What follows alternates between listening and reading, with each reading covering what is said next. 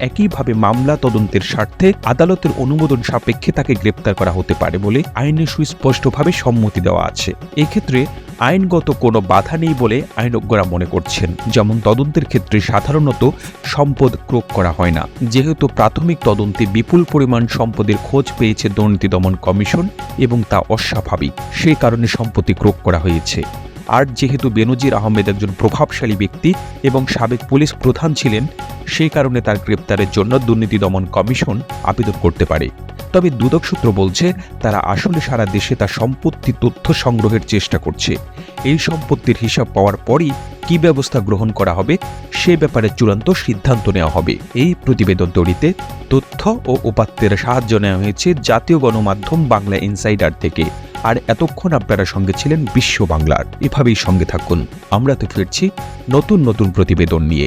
সবাইকে বিশ্ব বাংলার সাথে থাকার জন্য